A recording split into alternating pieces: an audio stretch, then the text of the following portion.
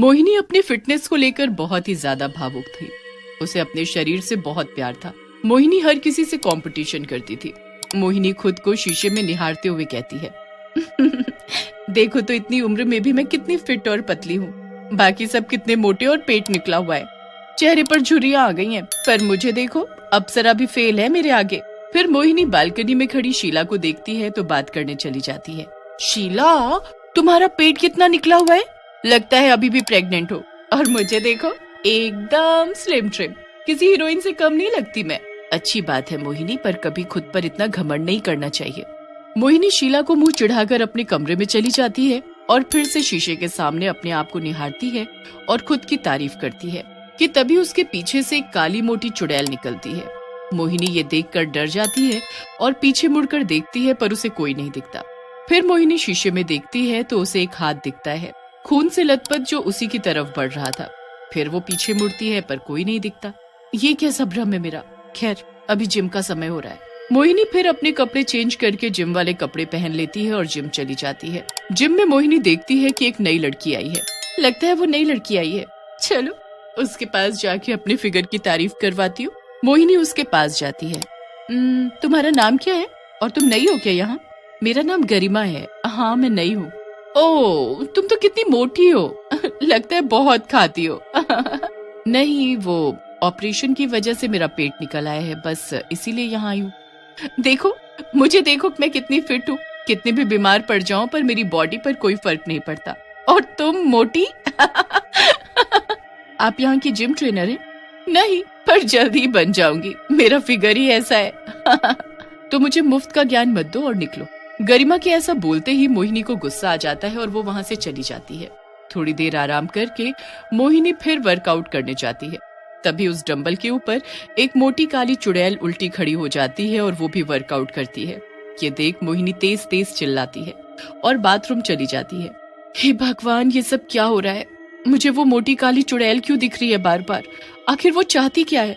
तभी मोटी काली चुड़ैल बाथरूम में आती है। मोहिनी उसे देखकर घबरा जाती है। उसने काली साड़ी और लाल बिंदी लगाई थी, उसके बिखरे बाल थे और वो बहुत मोटी थी। एक हाथ में सलाद की प्लेट लिए काली मोटी चुड़ैल आकर मोहिनी का गला दबाने लगती है और उसे घसीटने लगती है। मैं तुझे मार दूंगी, तुझे बहुत घमंड है ना अपने शरीर पर। अब तू देख मैं कैसे तेरा शरीर ही खराब करती हूँ अब तू नहीं बचेगी। छोड़ दो, छोड़ मुझे दर्द हो रहा है। आखिर तू मेरे पीछे क्यों पड़ी है? क्या चाहती है मुझसे? तुझे मैं नहीं छोड़ूंगी, तुझे बहुत घमंड है अपनी बॉडी के ऊपर। देख मैं तेरा हुलिया कैसे खराब करती हूँ, फिर मैं भी देखूं तू कैसे सबसे कंपटीशन करती है। छोड़ो मुझे। मोहिनी किसी तरह उस काली मोटी चुड़ैल से खुद को छुड़वाकर वहाँ से भाग जाती है और भागकर घर आ जाती है। घर आती ही उसे शीला मिलती है और वो उसे रोक लेती है। अरे मोहिनी, क्या हुआ तुम्हें? तुम इतनी परेशान, क्या बात है? कुछ नहीं शीला, मुझे परेशान मत करो। परेशान? और मैं ऐसा लगता है जैसे आज तुम कंकाल बनकर ही मानोगी। तुमसे मतलब? इतना कहकर वो वहाँ से चली जाती है और अपने रूम में जाकर रोने लगती है। मोहिनी को कुछ समझ में नहीं आता। थोड़ी देर शांत बैठकर मोहिनी नहाने चली जाती है। मोहिनी वॉश बेसिन के सामने मुंह धोने लगती है। तभी वो शीशे पर लिखा देखती है, मैं तुझे मार दूंगी और वहाँ एक स्माइली भी बनी होती है। मोहिनी डर जाती है और वॉशरूम से बाहर आ जाती है। कुछ दिन मोहिनी जिम नहीं जाती। तभी उसके पास गरिमा का फोन आता है। मोहिनी, क्या हुआ तुम्हें? तुम जिम नहीं आ रही? आखिर क्या बात है, अब तुम्हें फिट नहीं होना क्या? हाँ, होना है ना गरिमा, मैं आऊंगी ना थोड़े दिन, तबीयत ठीक नहीं थी इसीलिए नहीं आ रही थी। क्यों, क्या हुआ? तुम कहो तो मैं आऊँ, बोलो। गरिमा, क्या तुम मुझे मिलोगी? मुझे कुछ बात करनी है। हाँ बिल्कुल मोहिनी, बोलो, घर आ जाऊं या बाहर? तुम घर आ जाओ, मैं इंतजार कर रही हूँ। मोहिनी को लगता है कि ये सब गरिमा करवा रही है क्योंकि उसने उसका मजाक बनाया था। गरिमा मोहिनी के घर आती है। उसे ऊपर बालकनी में शीला मिल जाती है। शीला गरिमा से बात करने लगती है। सुनो, कौन हो तुम और कहाँ घुसी चली जा रही हो? मैं गरिमा, मोहिनी की दोस्त हूँ, उसी से मिलने आई हूँ। पर मोहिनी तो घर पर नहीं है, फिर उसने तुम्हें क्यों बुलाया?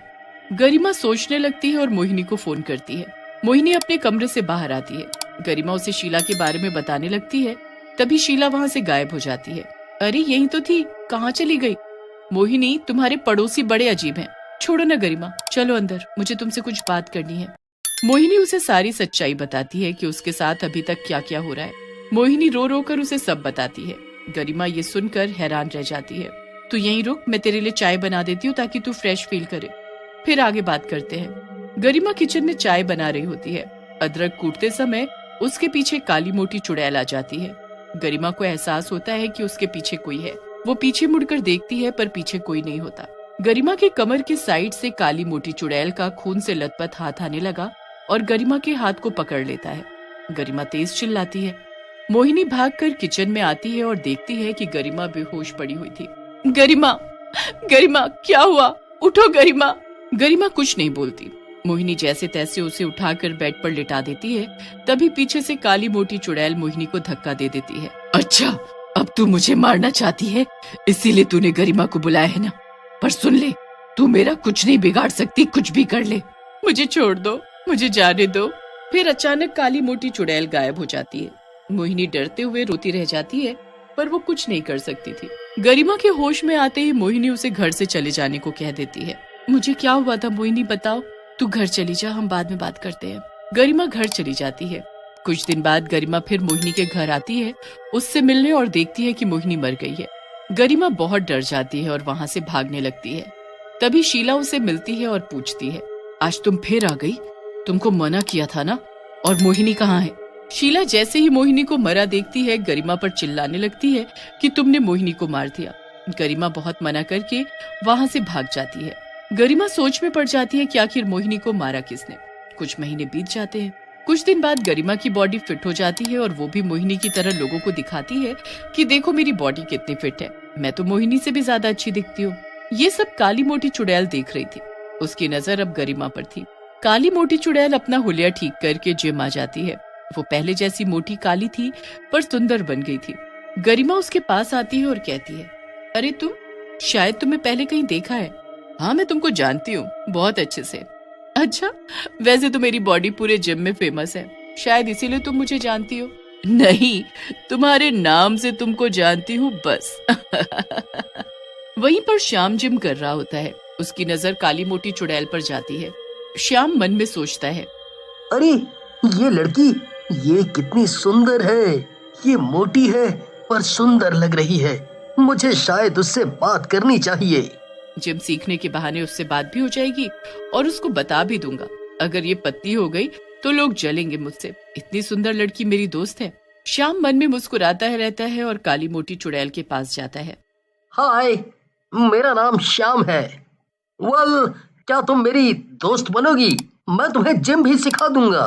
कोई जरूरत नहीं, मैं चाहूँ तो पतली हो सकती हूँ, पर मुझे ऐसे ही पसंद हूँ। अच्छा, पर कैसे? अभी दिखाती हूँ। काली मोटी चुड़ैल अपनी उंगली घुमाती है और पतली हो जाती है। देखो, हो गई ना पतली। गरिमा को उसका स्वभाव कुछ अजीब लगता है।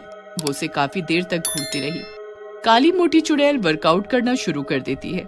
गरिमा वहाँ पहुंचकर उससे कहती है, अरे तुम गलत कर रही हो, मुझसे सीखो, मुझे सब आता है। यहाँ सबने मुझसे ही तो सीखा है। ठीक है, तुम ही बताओ।